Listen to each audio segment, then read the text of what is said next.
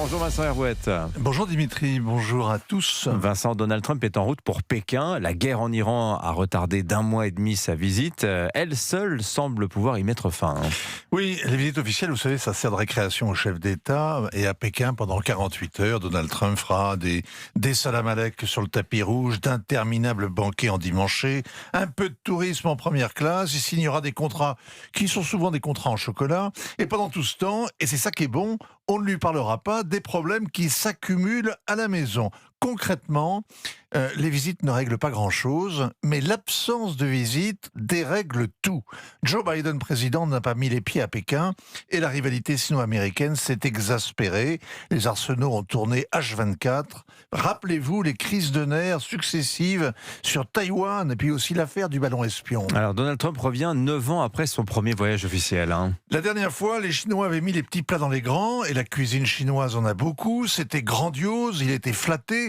Pékin voulait s'afficher et Pékin voulait l'apprivoiser. Les deux couples, Dodin Lexi, Melania et Peng Liyuan, étaient tous sourires dans la cité interdite. On était entre soi, entre maîtres du monde.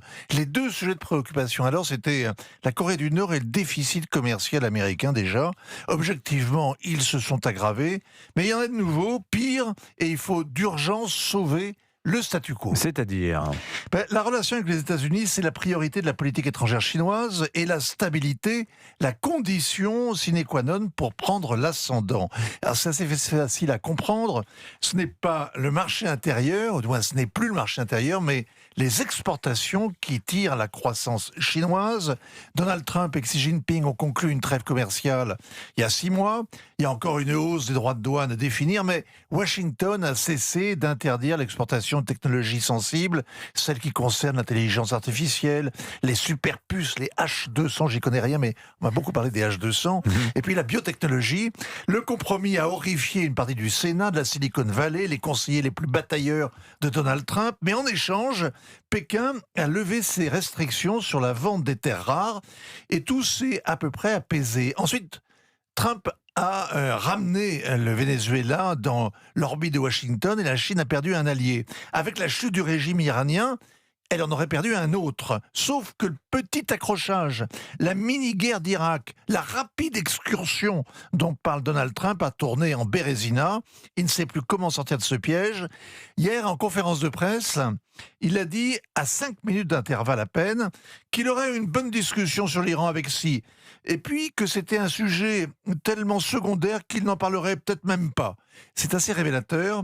Pékin peut amener les Iraniens au compromis et c'est tellement important qu'il ne faut surtout pas le dire. Mais quel serait l'intérêt de la Chine à aider Washington, Vincent ? Les deux T, troquer Taïwan contre Téhéran. Que Washington arrête ses ventes d'armes à Taipei. Et puis, Xi n'est pas dans une situation si facile. La consommation intérieure reste faible, la crise de la dette immobilière ne se résorbe pas et l'horizon se couvre.